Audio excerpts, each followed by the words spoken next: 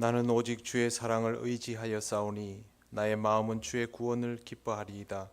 내가 여호와를 찬송하리니 이는 주께서 내게 은덕을 베푸심이로다. 아멘. 찬송가 32장 하나님께 찬양드립니다.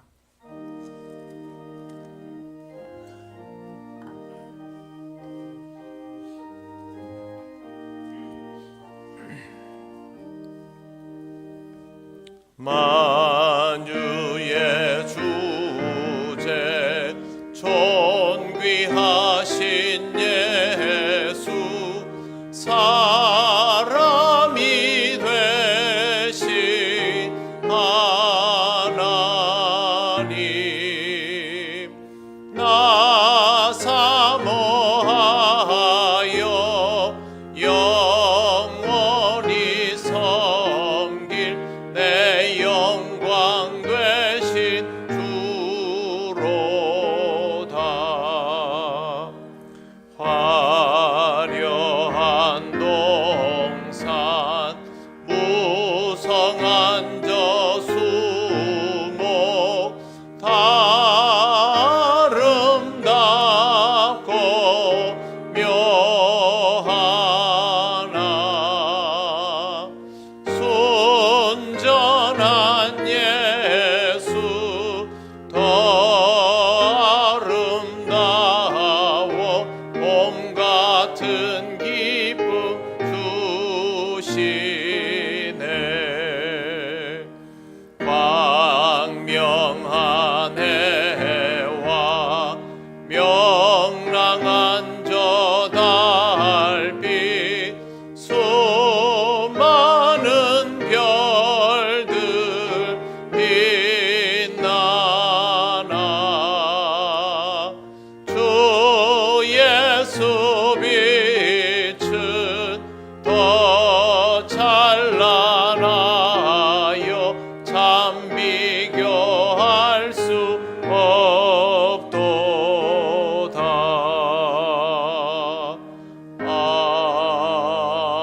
아멘.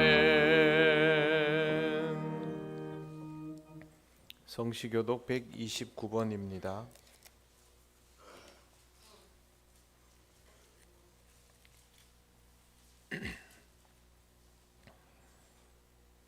시온에 따라 크게 기뻐할지어다.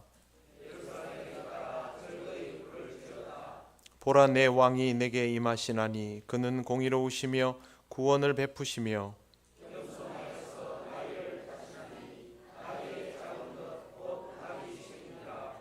내가 에브라임의 병거와 예루살렘의 말을 끊겠고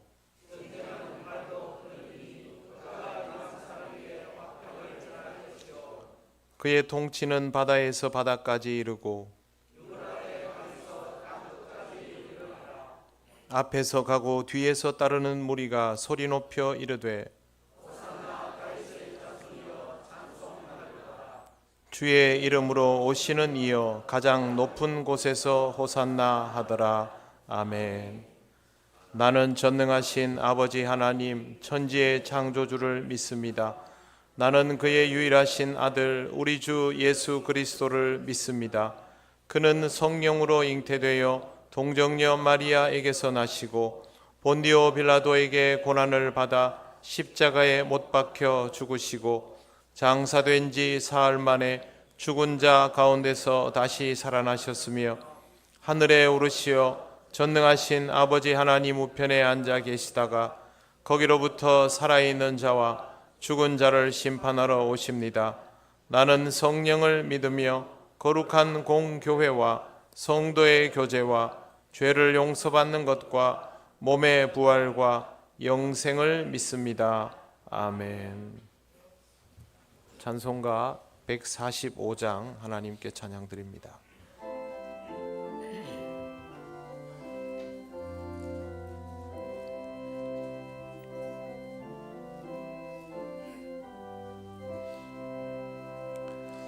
오 거룩하신 주님 그 상하신 머리 조롱과 욕에 쌓여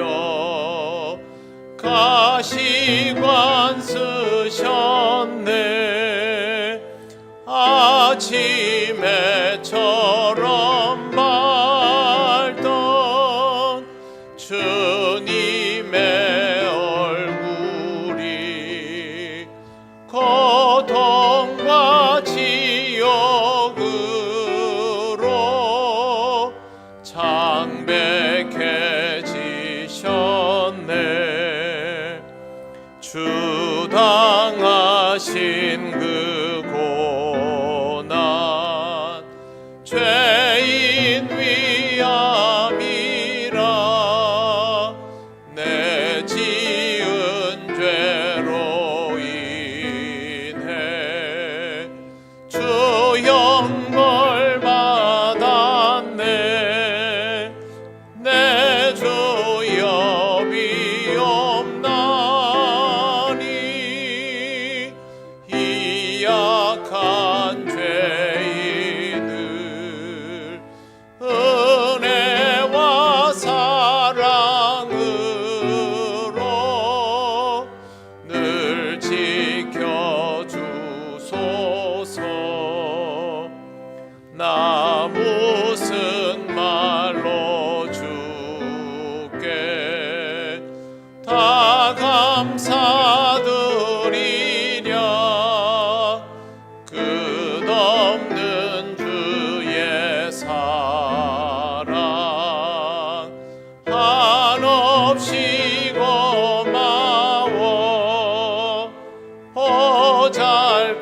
보잘것없는 나를 주의 것 삼으사 주님만 사랑하며 나 살게 하소서.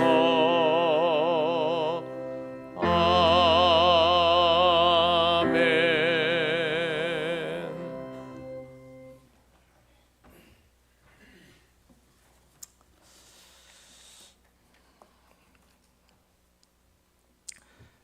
겸손과 섬김으로 이 땅에 평화를 가져오신 사랑의 하나님 아버지, 주님께서 온 인류에게 평화를 주시기 위하여 2000년 전 예루살렘에 입성하셔서 찬양과 영광을 받으시던 그 주님을 오늘 저희가 이 거룩한 성전에서도 맞아 드릴 수 있게 하여 주시니 그 크신 은혜와 사랑을 감사합니다. 오늘 저희도 평화의 왕으로 오신 주님을 호산나 다윗의 자손이여 찬송하리로다. 주의 이름으로 오시는 이여 가장 높은 곳에서 호산나 하고 외치면 찬송할 수 있게 하옵소서. 주님이 나귀 새끼를 타고 예루살렘에 입성하신 것은 진정한 승리가 힘의 정복에 의한 것이 아니라 겸손과 봉사로 이 세상을 섬기는 것임을 알리시기 위함임을 믿습니다. 그런데 저희들은 섬김을 받으려 하고 귀족같이 대접받으려고만 하는 데만 힘썼던 것은 아니었는지 뒤돌아봅니다. 진정으로 섬김의 삶을 살지 못한 저희들 용서하여 주시고 십자가에 달리시기까지 철저히 섬기시기를 원하셨던 주님처럼 저희들도 끊임없이 낮아지는 주님의 자녀가 될 수 있도록 은혜를 베풀어 주시옵소서. 주님의 피로 사신 통영교회도 주님을 본받아 서로 섬기는 공동체가 되게 하시고 진정으로 주님을 닮아가는 통영교회가 되게 하옵소서. 또한 우리의 이웃에게 십자가의 사랑을 보여줌으로써 주님의 나라가 얼마나 아름다운지를 보여줄 수 있는 우리 통영교회가 되게 하옵소서. 오늘 오후부터 주님께서 고난의 쓴 잔을 받으신 고난주간이 시작됩니다. 호산나 호산나 외치며 주님을 찬양하며 따라다니던 무리들이 결국 주님을 십자가에 못 박은 배신자들이 되었듯이 오늘 저희들도 주님을 찬양하고 경배하던 입술로 주님을 부인하고 십자가를 지신 주님을 외면하지는 않을까 두렵사오니 주님을 위해 아낌없이 향유를 부은 마리아처럼 온 마음으로 주님의 십자가를 사랑하게 하시옵고 주님께서 받으셨던 그 고난의 쓴 잔을 저희들도 기쁨으로 기꺼이 받게 하옵소서. 특별히 간구하옵는 것은 아직도 주님을 만나지 못한 심령들 구원과 평화를 주시기 위하여 오신 주님을 만나게 하시고 저희들에게 천국 복음의 임함으로 주님의 복된 소식을 깨닫게 하옵소서. 오늘도 생명의 귀한 말씀을 전하시는 담임 목사님을 십자가의 능력으로 붙들어 주시고, 말씀을 들을 때에 왜 주님께서 고난의 종으로 예루살렘에 입성하셨고 십자가의 고난을 받으셔야만 했는지 이 자리에 모인 우리 성도들 심령 속 깊숙이 깨달는 시간이 되게 하옵소서. 주님의 몸된 교회를 사랑하며 몸을 들여 헌신하는 성도들에게도 주님께서 주시는 기쁨이 충만하게 하옵소서. 이 예배의 시종을 주님께 맡깁니다.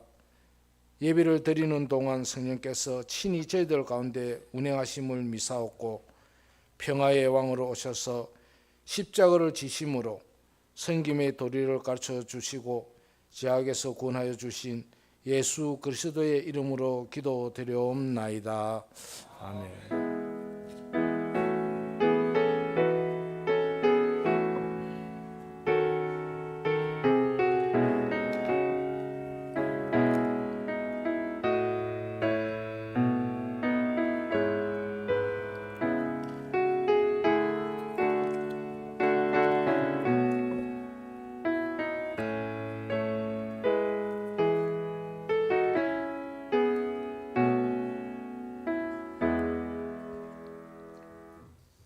하나님 말씀 마태복음 16장 24절에서 28절입니다.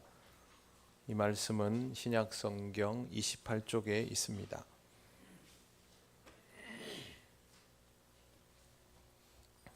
마태복음 16장 24절에서 28절 말씀을 봉독합니다. 이에 예수께서 제자들에게 이르시되 누구든지 나를 따라오려거든 자기를 부인하고 자기 십자가를 지고 나를 따를 것이니라. 누구든지 제 목숨을 구원하고자 하면 잃을 것이요 누구든지 나를 위하여 제 목숨을 잃으면 찾으리라. 사람이 만일 온 천하를 얻고도 제 목숨을 잃으면 무엇이 유익하리요? 사람이 무엇을 주고 제 목숨과 바꾸겠느냐? 인자가 아버지의 영광으로 그 천사들과 함께 오리니 그때에 각 사람이 행한 대로 갚으리라. 진실로 너희에게 이르노니 여기 서 있는 사람 중에 죽기 전에 인자가 그 왕권을 가지고 오는 것을 볼 자들도 있느니라. 아멘. 기도드리겠습니다. 하나님 아버지의 은혜를 감사합니다. 오늘 우리에게 허락하신 이 시간을 통하여 하나님 허락하신 말씀을 전하고 듣습니다. 우리 모두에게 성령께서 역사하셔서 깨닫는 은혜가 있게 하시고 이 말씀을 따르는 삶이 있게 하옵소서. 예수님 이름으로 기도드립니다. 아멘. 네, 오늘은 종려주일입니다. 예수께서 예루살렘에 입성하실 때에 사람들이 종려나무 가지를 흔들며 환호하였지만 그 환호가 그리 오래 가지 않았다는 것을 잘 압니다. 오늘은 종려주일이라도 지난 시간에 전했던 자기 부인의 삶 그 뒷부분에 대한 말씀을 전하려고 합니다. 예수님을 따라 살아가려는 사람이 꼭 가지고 있어야 할 첫 번째가 자기 부인, 그리고 오늘은 두 번째에 관하여 말씀을 드릴 텐데요. 가장 우선되어야 할 것은 지난주에 말씀드린 것처럼 자기 부인입니다. 우리가 자기 부인을 할 줄 모르는 것은 아니지만 힘들어하는 것이 엄연한 사실이니 우리 신앙의 모든 과정 속에서 자기 부인의 삶을 이루기 위한 부단한 노력이 필요합니다. 자기 부인의 과정에서 가장 위험한 것은 자기 부인을 더 이상 하지 않게 되는 것입니다. 자기 부인은 그것을 의식적으로 행하고자 하는 사람에게는 계속 유효한 것이고 의식적으로 행하지 못하는 사람에게는 더 이상 유효하지 않은 것이 됩니다. 신앙이 좋은 사람도 자기 부인이 멈추어지면 더 이상 신앙적이지 못하게 됩니다. 이걸 너무도 분명하게 이해하고 있었던 사도 바울은 끊임없는 자기 부인의 과정을 가졌고 시간이 지날수록 겸손하여졌습니다. 자기 부인의 결과물은 겸손과 순종으로 드러납니다. 신앙생활을 하면 할수록 겸손해지는 사람은 자기 부인이 이루어지고 있는 사람이고, 신앙생활을 하면 할수록 겸손이 사라진 사람은 자기 부인이 멈추어진 상태의 사람입니다. 이 사람이 신앙적이라고 보기 어렵습니다. 신앙생활에서 자기 부인의 결과물인 겸손과 순종이 중요한 이유는 이것이 유지되어야만 십자가를 지는 것이 가능해지기 때문입니다. 여기에서 우리가 던져야 될 질문이 있습니다. 그러면 성경에 쓰여진 자기 십자가가 도대체 무엇인가 하는 것입니다. 여러분은 예수께서 말씀하신 자기 십자가의 의미를 정확히 이해하고 있습니까? 많은 그리스도인들이 자기 십자가에 대한 나름대로의 정의를 가지고 있습니다. 이런 이야기 들어보셨을 겁니다. 누가 이제 다른 사람 보면서 네가 내 십자가다. 혹은 내가 교회를 다니는데 남편이 지독하게 방해를 하니까 남편이 내 십자가다. 그렇게 말하기도 합니다. 이런 식이면 내 신앙에 방해가 되는 사람은 십자가가 되어버리는 것이죠. 만약 목사가 교인들이 자기 말을 안 듣는다고 마음속으로 저 교인들이 다 내 십자가다 이렇게 하면 어떻게 될까요? 다 나름대로 각자 신앙생활을 하고 있는데 자기도 알지 못하는 사이에 자신이 누군가의 십자가가 되어 있는 것입니다. 그러면 우리는 예수님의 십자가입니까? 아니지 않습니까? 예수님은 우리 때문에 십자가를 지시기는 하여도 우리가 예수님의 십자가인 것은 아닙니다. 그러니 함부로 누군가를 향하여 내 십자가다라고 말할 수 없습니다. 십자가에는 조건이 있습니다. 이 조건이 성립되어야 십자가라 할 수 있습니다. 첫째, 그리스도인으로 살아가면 짊어지게 되는 것입니다. 수고하고 무거운 짐진 자들아 다 내게로 오라. 내가 너희를 쉬게 하리라. 나는 마음이 온유하고 겸손하니 나의 멍에를 메고 내게 배우라. 그리하면 너희 마음이 쉼을 얻으리니. 마태복음 11장에 나오는 말씀입니다. 주님의 멍에는 무거운 것이고 메이는 것입니다. 무거운 것을 메는데 무슨 쉼을 얻습니까? 그런데 몸이 쉰다는 것이 아니라 마음이 쉼을 얻는다 하셨습니다. 마음이 편안해지는 것이죠. 몸은 노동을 멈추면 편안해집니다. 그러나 마음은 다릅니다. 적절하고 흡족해야 편안해집니다. 무조건 아무것도 안 한다고 편안해지는 것이 마음이 아닙니다. 그리스도인은 주의 멍에를 메야 마음이 편해집니다. 여러분, 책임감을 가지고 있는 사람, 무언가에 대한 책임이 있는 사람은 그 책임을 다할 때가 마음이 편하지 그걸 안 할 때는 편하지 않지요. 마찬가지로 그리스도인은 주님의 멍에를 맬 때 마음이 편안해집니다. 그리스도인으로 살아가면서 짊어지게 되는 멍에라는 것은 십자가와 연관성이 아주 높습니다. 그런데 십자가는 형틀입니다. 십자가의 두 번째 조건은 형틀입니다. 이 형틀에 내가 묶이고 못 박힙니다. 꼼짝하면 안 되는 것이 되어버립니다. 예수님에게 십자가는 형틀이었습니다. 매달리고 못 박히셨습니다. 꼼짝 못하게 되었습니다. 물론 예수님은 그 십자가에서 내려올 수 있었습니다. 사람들이 하나님의 아들이라면 내려와 보라고 요구하기도 했습니다. 그런데 예수님은 그곳에서 내려오지 못했습니다. 내려올 수가 없었습니다. 내려오면 그리스도가 아니게 되기 때문입니다. 우리에게 지워지는 십자가도 마찬가지입니다. 내려올 수 있습니다. 그런데 내려오면 그때부터 나는 그리스도인이 아니게 됩니다. 거기에 매달리면 그리스도인인 것이고 내려오면 그리스도인이 아닌 것입니다. 자신을 박해하는 가족과 거리를 두고 사는 사람들이 있습니다.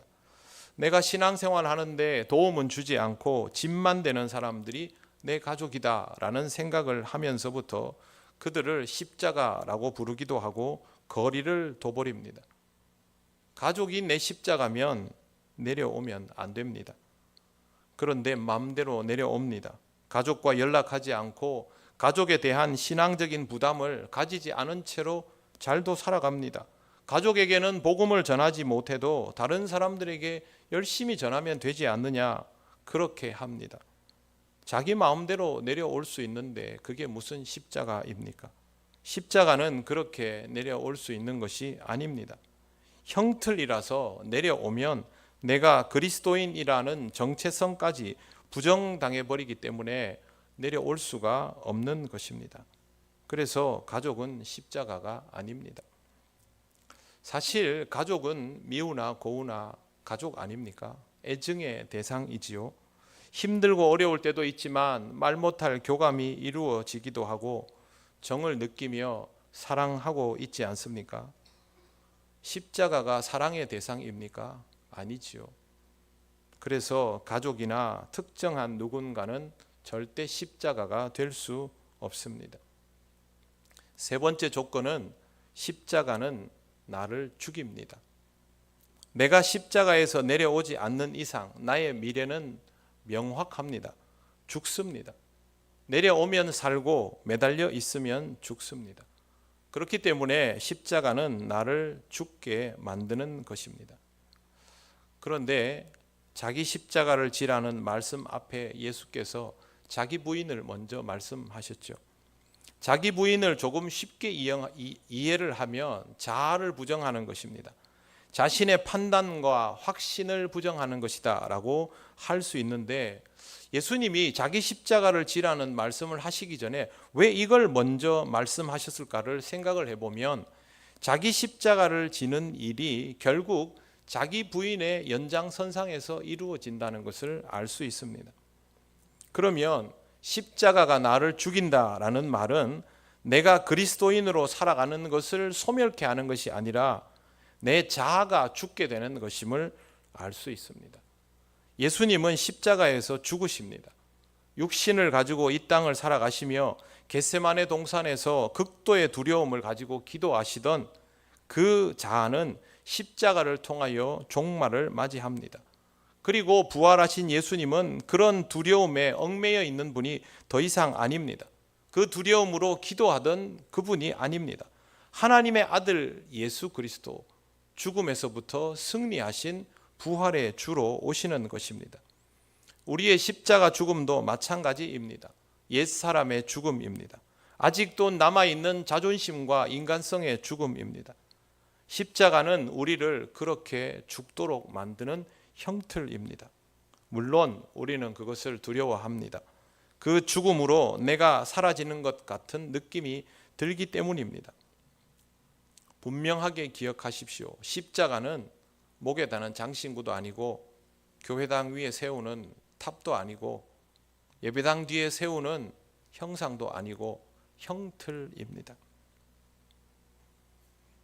나를 결박하는 형틀, 나를 고통스럽게 하는 형틀입니다. 십자가는 결국 나를 죽입니다. 짊어질 수밖에 없고 내려놓으면 그리스도인이 아니게 되고 나를 고통스럽게 하고 나를 죽게 하는 것이 무엇일까요? 하나님이 맡기신 일의 분량, 직분입니다. 그냥 직분이 아니라 자신을 부정하면서 짊어져야 할 직분이 바로 우리에게 있어서 십자가입니다. 그리스도인으로 살아가게 만드는 것이죠. 그것이 바로 우리 자신의 십자가입니다. 저는 목사로 살아가면서 그리스도인다워질 수 있습니다. 하나님께서 저를 기름 부어 목사로 세우셨기 때문에 하나님이 저에 대한 정의를 내리신 것이죠. 그렇기 때문에 그걸 감당함을 통해서 새롭게 창조된 나다워지는 것입니다. 목사는 내려놓고 그리스도인으로만 살면 되지 않느냐? 그러면 제가 지금보다 조금 더 잘할 수 있습니다. 그리고 조금 더 마음이 편할 수 있습니다. 여러분 주일에 교회 오실 때 마음이 어떠십니까? 일부 예배 때 여쭤보니까 좋습니다 이러시더라고요. 좋으시죠? 네, 저도 좋긴 합니다. 그런데 부담이 엄청나게 큽니다. 너무너무 부담스럽습니다. 주일 아침에 눈을 뜰 때 그 부담과 좋음이 함께 다가오는 만감이 교차되는 심정을 여러분 잘 모르실 겁니다. 당연히 감격적이고 기쁘지만 그 감격과 기쁨은 부담과 고통과 함께 옵니다. 그래서 저의 신앙은 전혀 낭만적이지 않고 감성적이지도 못합니다. 버스 운전자가 손님을 가득 태우고 비탈길을 지나가는데 풍경이 아름답습니다. 그러면 운전자가 그 풍경을 승객들과 함께 구경할 수 있습니까? 안 되지요. 그래서 힘들고 어렵습니다. 내려놓으면 참 쉽고 편한데 못 내려놓습니다. 하나님이 기름 부어 세우셨기 때문에 내 마음대로 내려놓을 수 있는 것이 아닙니다. 짊어져야 되고 매달려야 합니다. 장로로 살아가는 것은 어떨까요? 막중한 부담을 안고 살아갑니다. 교회 장로님들이 주일날 여러분 교회에 오면 막 웃으면서 인사하고 막 이러니까 여러분들하고 심정이 똑같은 것 같지요? 안 그렇습니다. 저하고 같이 앉아 있으면 그렇게 표정이 가볍지 않습니다. 몸에 있고 단련이 되어 있으면 외형적으로는 능히 감당할 수 있습니다. 그런데 진정성이 없으면 감당할 수 없습니다. 그래서 장로의 직분은 부담과 진정성을 조화롭게 이루어 가야 합니다. 내려놓으면 얼마나 편합니까? 내려놓지 못합니다. 하나님이 기름 부어 세우셨기 때문입니다. 그냥 직분이 아니라 나를 그리스도인으로 살아가게 만드는 직분, 내가 나를 부인하면서 짊어져야만 하는 직분이기 때문에 그것이 십자가인 것입니다. 예수님의 십자가는 나무로 만들어진 형틀이 아니라 메시아로 사는 것 자체였습니다. 그것만 내려놓으면 되는데 내려놓지 못하셨지 않습니까? 주님을 결박하는 형틀이 나무 십자가라고 생각하지 마십시오. 그건 예수님이 얼마든지 내려놓을 수 있습니다. 그러나 메시아로서의 길은 내려놓지를 못합니다. 우리도 마찬가지이지요. 나의 십자가는 나를 그리스도인으로 살 수밖에 없게 만드는 형틀입니다. 이 형틀에서 내려오지 않으려면 끝도 없이 자기를 부인해야만 합니다.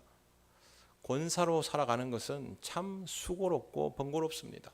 다른 나라에는 있지도 않은 직분을 만들어서 기어이 교회에서 목회자를 돕게 만들었습니다. 없는 시간을 쪼개어서 신방을 해야 하고 누구보다 일찍 일어나서 기도하고 교회에 일손이 필요하면 무조건 움직여줘야만 합니다. 요즘 권사님들 일하시는 분들이 굉장히 많은데요. 그래도 예외 없이 다 신방을 합니다. 그걸 담당하려다 보니 다른 사람들이 쉬는 날에 조를 짜서 또 신방을 하기도 합니다. 그런데 권사님들은 다들 당연하다는 듯이 그 일들을 맡아서 합니다. 권사로 부르심을 받은 이후부터는 그렇게 살아가는 것이 그리스도인다운 것이기 때문입니다. 제가 굳이 직분이라고 표현을 하였지만 사실은 이 직분을 통하여 자신을 부인하는 과정과 직면하게 될 때 비로소 그 직분이 십자가가 되는 것입니다. 만약 그 직분을 통해서 자기 부인을 하지 않는다면 직분은 더 이상 십자가가 아닙니다. 직분을 권력으로 생각하고 무기로 생각하는 사람도 존재합니다. 직분을 권력으로 생각하는 사람에게 자기 십자가는 뭘까요? 자기 앞을 막아서는 사람들이 되겠죠. 한 번 더 말씀드립니다. 자기 부인을 하지 않는 사람은 직분을 권력이나 무기처럼 사용하게 됩니다. 그럴 수밖에 없습니다. 자신을 정당화시키는데 도구일 수밖에 없지 않습니까? 교주처럼 되어 있는 목사나 교회를 자신의 관념 안에서 멋대로 좌우하는 장로나 권사는 자기 부인을 하지 않습니다. 그런 사람에게는 직분이 형틀이 아니라 무기이고 권력입니다. 그런 사람에게 자신의 뜻을 방해하는 모든 이들은 대적자이고 자신을 힘들게 하는 모든 상황은 십자가일 것입니다. 그런데 그 대적자들이 하나님을 신실하게 믿고 기도하는 사람들이면 그 사람은 주님이 자기 십자가가 되어버리는 겁니다. 어떻게 이럴 수 있습니까? 자기 부인을 잃어버리면 그렇게 됩니다. 그러니 자기 부인의 방법으로 짊어지는 직분만 십자가인 것을 기억하시기를 바랍니다. 여러분 성경책 표지에라도 꼭 써놓으시면 좋겠습니다. 자기 십자가는 자기 부인을 통하여 짊어지는 직분입니다.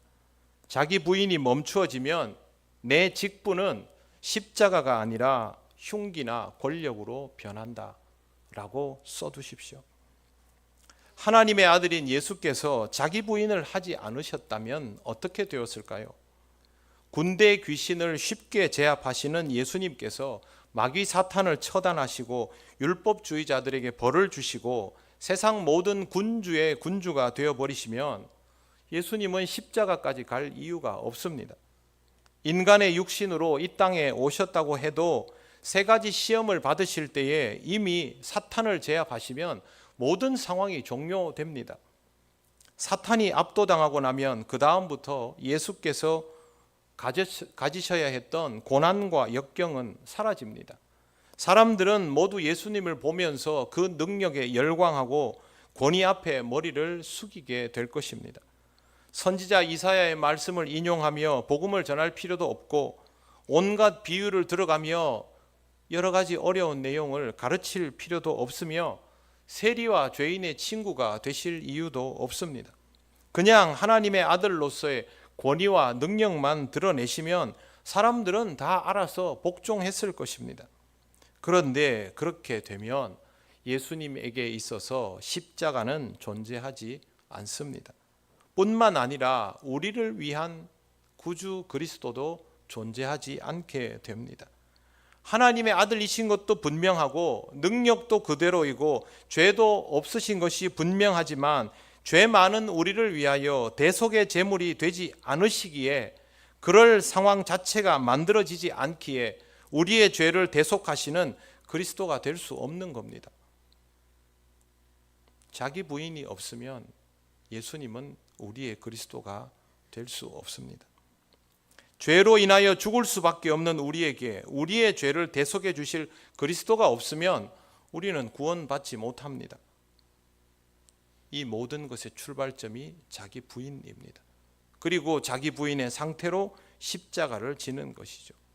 예수님께서 겟세마네 동산에서 무엇을 하셨습니까? 마태복음 26장을 찾아보시겠습니다. 신약 성경 46쪽입니다.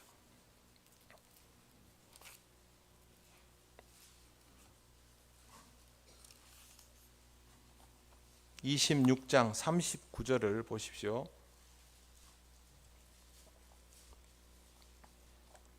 (39절) 같이 읽겠습니다. 조금 나아가사 얼굴을 땅에 대시고 엎드려 기도하여 이르시되 내 아버지여, 만일 할만하시거든 이 잔을 내게서 지나가게 하옵소서. 그러나 나의 원대로 마시옵고 아버지의 원대로 하옵소서 하시고. 아멘. 이 잔을 내게서 지나가게 하옵소서. 이거는 자기 인정입니다. 살고 싶다는 거 아닙니까? 그런데 나의 원대로 마옵시고 아버지의 원대로 하옵소서. 이건 자기 부정입니다. 예수님은 스스로의 원함은 지우시고 하나님 아버지의 원함만 유효하게 하셨습니다. 그런데 예수님은 이 기도를 3번이나 하십니다. 44절을 보십시오. 44절부터 46절까지를 읽겠습니다. 또 그들을 두시고 나아가 3번째 같은 말씀으로 기도하신 후 이에 제자들에게 오사 이르시되 이제는 자고 쉬라. 보라, 때가 가까이 왔으니 인자가 죄인의 손에 팔리느니라.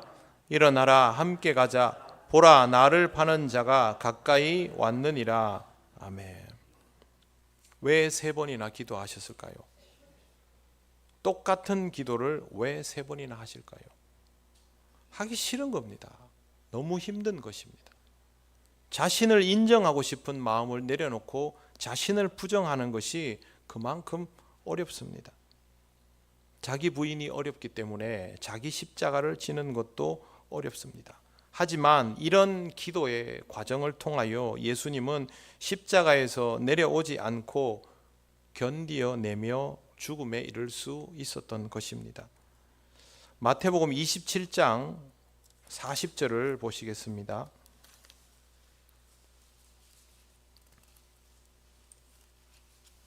(51쪽입니다)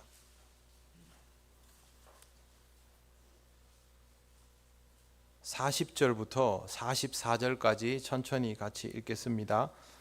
이르되 성전을 헐고 사흘에 짓는 자여, 내가 만일 하나님의 아들이거든 자기를 구원하고 십자가에서 내려오라 하며, 그와 같이 대제사장들도 서기관들과 장로들과 함께 희롱하여 이르되, 그가 남은 구원하였으되 자기는 구원할 수 없도다. 그가 이스라엘의 왕이로다. 지금 십자가에서 내려올지어다. 그리하면 우리에게 믿겠노라. 그가 하나님을 신뢰하니 하나님이 원하시면 이제 그를 구원하실지라.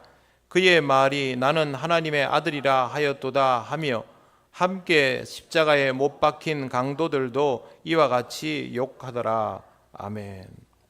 여러분, 이 구절에서 사람들이 요구하는 게 있습니다. 무엇을 요구하고 있습니까? 십자가에서 내려오라를 2번이나 요구하고요. 그 다음에 43절에 보시면 하나님이 원하시면 이제 그를 구원하실지라. 하나님에게 요구합니다. 이 그림을 여러분 어디서 보셨습니까? 예수님이 광야에서 시험 당하실 때와 같은 구조입니다. 어떻게든 십자가에서 내려오게 만들려는 사탄의 괴계가 보이십니까? 자기를 부인하지 못하도록 막아서는 것입니다. 하나님의 아들이 자기 부인을 멈추어 버리면 십자가는 더 이상 형틀이 아니게 됩니다. 그러면 대속함도 사라지는 것입니다. 자기 부인은 이토록 어려운 것이며, 악한 마귀 사탄은 우리를 위하는 것처럼 하면서 우리도 십자가에서 내려오도록 만듭니다. 우리의 약한 육체를 이용하여서 나무 십자가를 형틀로 받아들이게 만들며, 그 형틀이 우리를 더 두렵게 만듭니다. 그리고 자기 부인을 못하도록 만드는 것이죠. 십자가가 형틀이 아닙니다. 자기 부인의 고통 때문에 그 십자가가 형틀이 되는 것입니다. 사랑하는 여러분, 주님이 분명히 말씀하셨습니다. 자기를 부인하고 자기 십자가를 지고 나를 따를 것이니라. 주님을 따르고 싶다면 끝없는 자기 부인을 통하여 여러분에게 맡겨진 직분과 사명을 감당하시기를 바랍니다. 가족을 대하는 마음가짐도 똑같습니다. 내 가족이 십자가라고 말하고 싶으면 자기 부인을 통하여 내 가족을 짊어지시기를 바랍니다. 그러면 내가 이 교회에서 내 주장도 못하고 내 존재감도 없고 내가 하고 싶은 대로 하지도 못하고 굴욕도 감당하고 무시도 당해야 됩니까? 그렇게 해야 합니다. 주님을 따르고 싶으면 그렇게 해야 됩니다. 내가 가족에게 아무리 잘해줘 본들 우리 가족이 나를 인정하고 존중하지 않는데 그렇게 해야 합니까? 그렇게 해야 합니다. 그게 십자가를 지는 것입니다.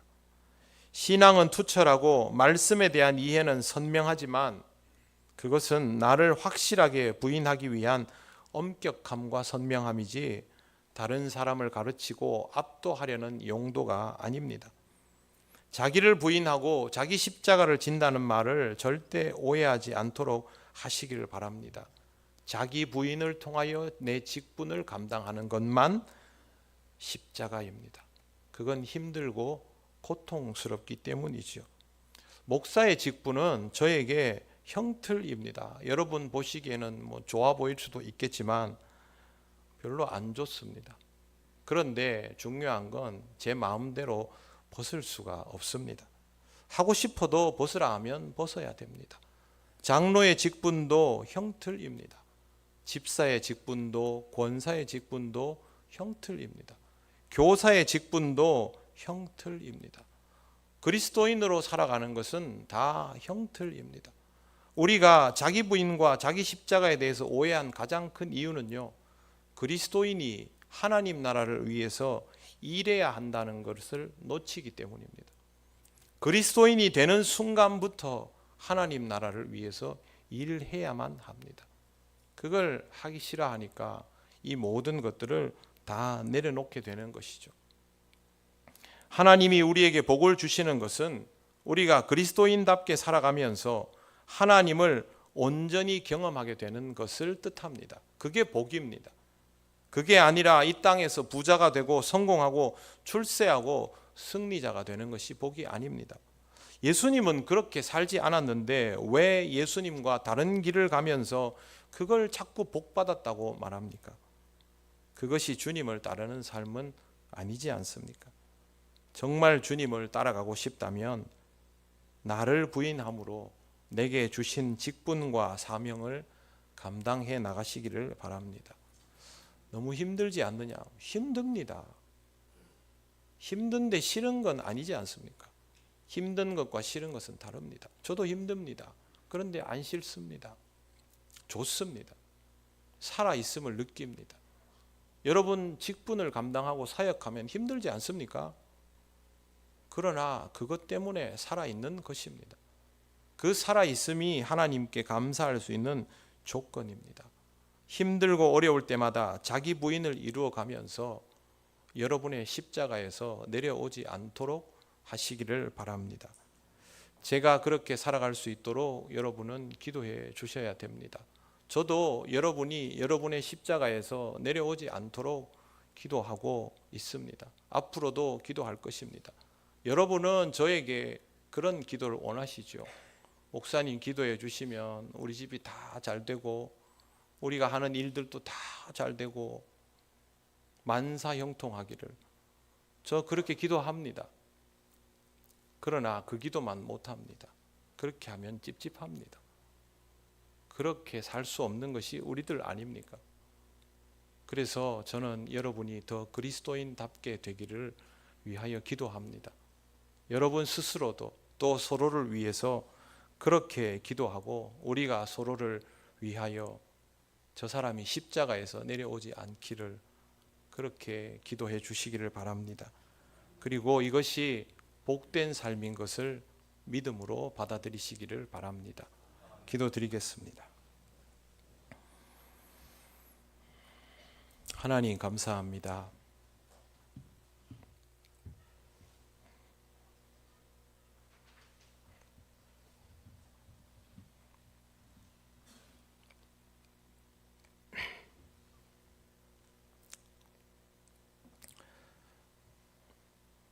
십자가를 모르고 십자가를 모른 채 하고 늘 살아왔습니다.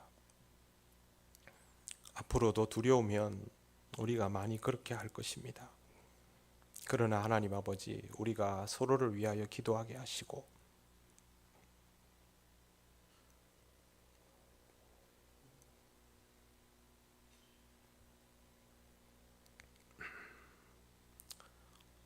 우리 십자가에서 내려오지 않도록 붙들어 주시옵소서.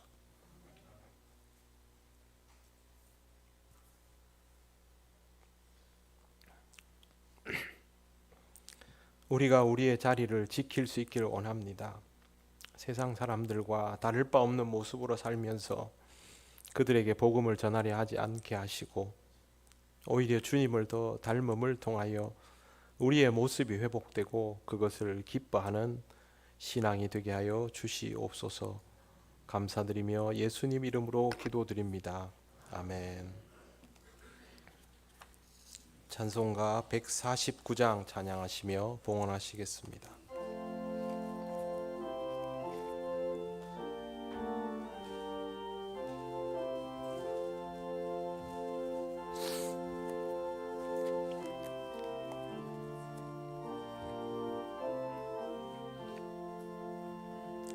주 달려 죽은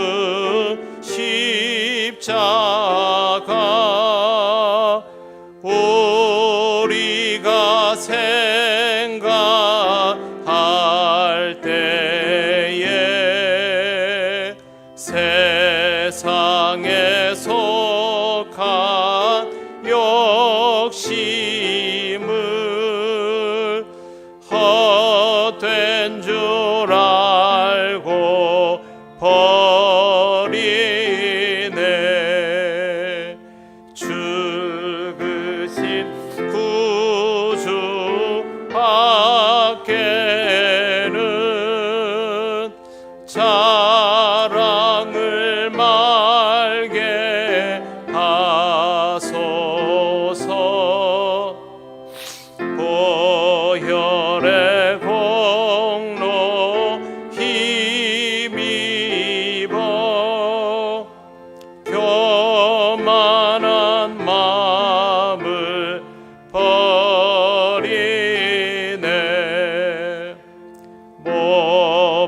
박힌 손발 보니 큰 자비 나타내셨네.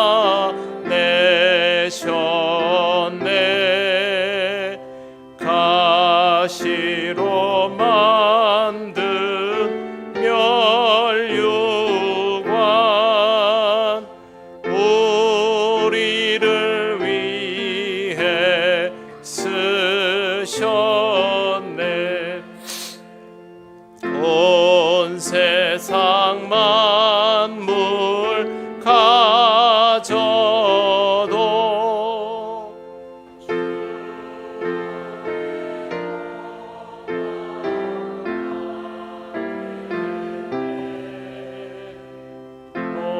놀라운 사랑 받은 나 몸으로 제물 삼겠네.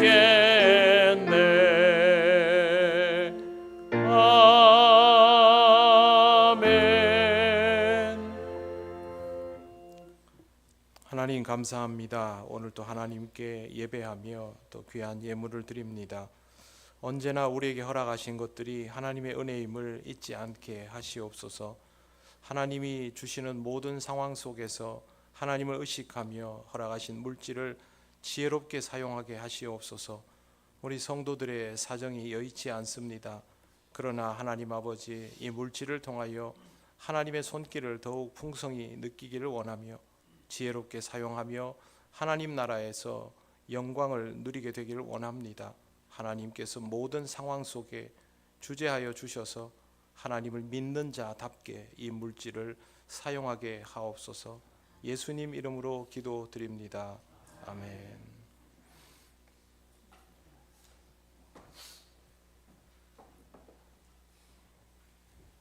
네, 케냐 선교지에서 영상이 왔습니다. 잠깐 영상을 보시고 교회 소식 나누도록 하겠습니다.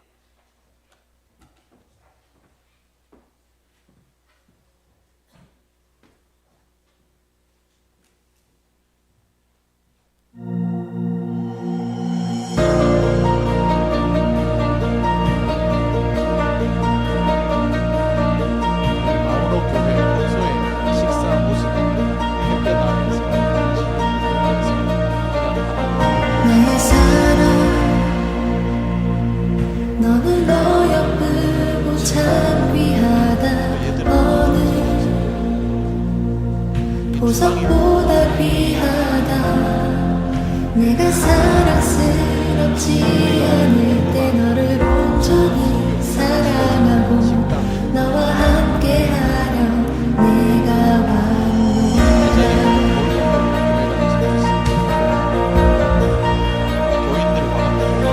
주의 사랑, 이 사랑은 결코 변치 않아. 계절 돌보시네.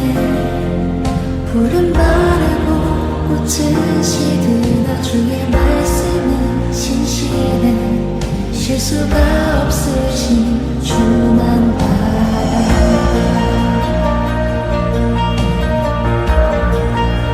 주님의 나라와 그 신 나의 삶 속에 임하시며 주님 알리를 주 반복이를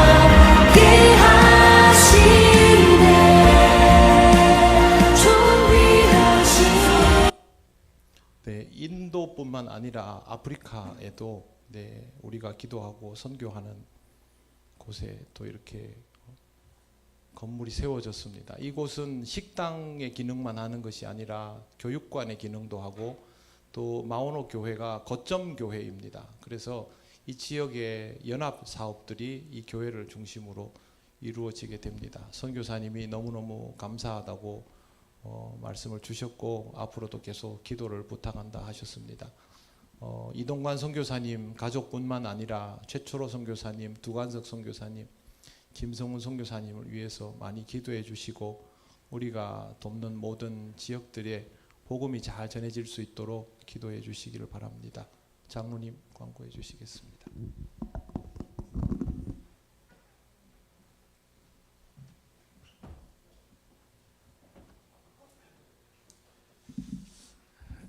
교회 소식 알려드리겠습니다.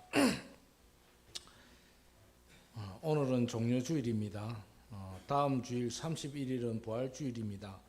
온 가족 예배로 드립니다. 성찬식과 세례 입교식이 있습니다.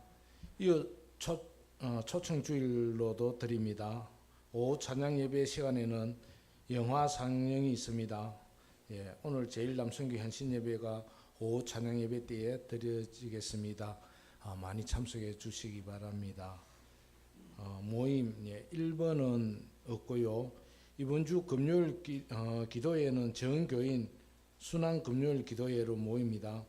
모이기 앞서서 7시 30분에 우리가 연합 구역 예배를 드립니다.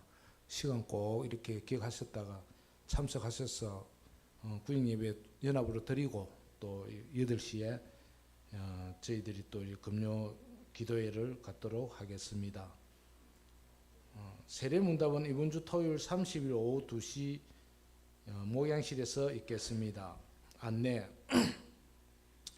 고난주간 새벽기도가 25일 월요일부터 29일 금요일까지 새벽 5시 30분에 본당에서 있습니다. 사순절 기간 동안 바쁘시게 이렇게 지내시느라고 이렇게 새벽기도 못 오신 분들은 이번 고난주간 새벽기도에 좀 이렇게 참석하셔서 저희들 같이 이렇게 은혜 받는 시간 되셨으면 합니다. 기도는 이렇게 주보에 이렇게 잘 기록되어 있습니다. 본인의 기도 날짜를 잘 기억하셔서 이렇게 준비해 주시면 감사하겠습니다. 이웃 초청 카드가 이웃 초청서를 작성해서 제출해 주시면 감사하겠습니다. 성지순례가 3년 뒤에 성지순례를 가고자 합니다. 저 생각은 이스라엘하고 터키하고 이렇게 같이 연합을 해서 이렇게 일정을 저희들이 잡아서 가려고 합니다. 우리가 많이 이렇게 하면은 저희들이 마음대로 이렇게 일정을 조정할 수 있습니다. 현재까지 21명이 이렇게 신청했습니다. 앞으로 제가 오후 예배 마치고 나면은 제가 한 또 대여섯 명 더 이렇게 아마 신청할 것 같습니다. 그래서 저희 교회 단독으로 이렇게 한번 해서 가도록 하겠습니다.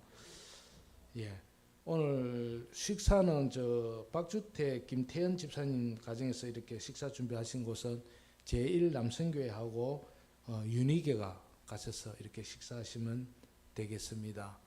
이상입니다.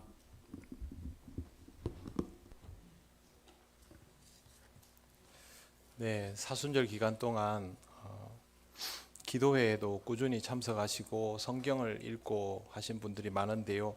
다음 주간에도 그렇게 해보시길 바랍니다. 그리고 기도 생활이 안 되는 분들은 왜 기도 생활이 안 되는지 하나님한테 한번 물어보시길 바랍니다. 그러고 그냥 교회를 다니면 곤란합니다. 네. 여러분이 그걸 가지고 물어보셔야 됩니다. 기도 생활이 되면 되는 대로 아니면 아닌 대로 하나님을 믿는다면 하나님을 찾는 게 당연하겠지요. 그래서 여러분이 스스로 그렇게 해보시길 바랍니다. 네, 우리 새가족 등록하셨는데요. 새가족이 성경을 열심히 읽고 계십니다. 그래서 우리 교회에 오시는 새가족분들은 자주 이런 모습을 보여주셔서 놀라기도 하고 또 은혜가 되기도 합니다. 김철용 집사님이 인도하신 우리 안정숙 성도님 잠깐 일어나 주시겠습니까? 박수로 환영하시겠습니다. 기도드리겠습니다. 하나님 감사합니다. 하나님께서 불러주신 우리 안정숙 성도님, 하나님과의 깊은 만남을 통하여 은혜와 평안을 누리게 하시고 앞으로 하나님과 동행하는 복된 삶이 되도록 인도하여 주시옵소서. 우리와 함께도 아름다운 믿음의 동행을 하게 하시옵소서. 예수님 이름으로 기도드립니다. 아멘. 네, 예배 후에 또 인사를 나누시기를 바랍니다. 이제 일어나셔서 예배드린 교우들과 서로 인사하시겠습니다. 오늘 처음 오신 분들과도 인사하시겠습니다.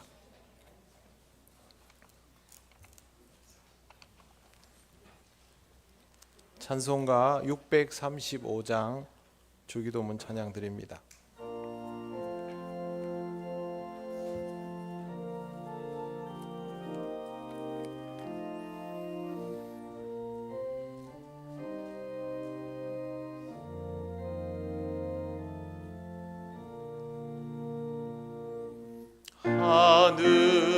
하늘에 계신 아버지 이름 거룩하사 주님 나라 임하시고 뜻이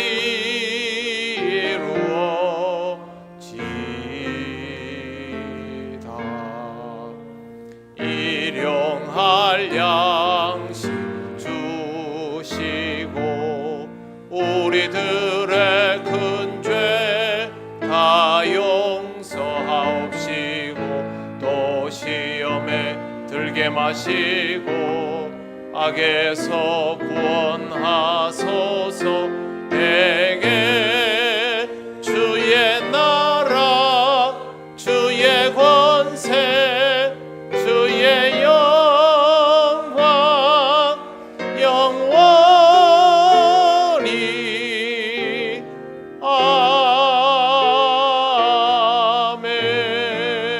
아멘. 우리 주 예수 그리스도의 크신 은혜와 하나님 아버지의 놀라우신 사랑과 성령님의 교통하시고 인도하여 주심이 끝없는 자기 부인을 통하여 맡겨주신 그 십자가를 지고 가기를 원하는 우리 통영교회 모든 성도들 위해 영원토록 함께 하시기를 간절히 축원하옵나이다. 아멘.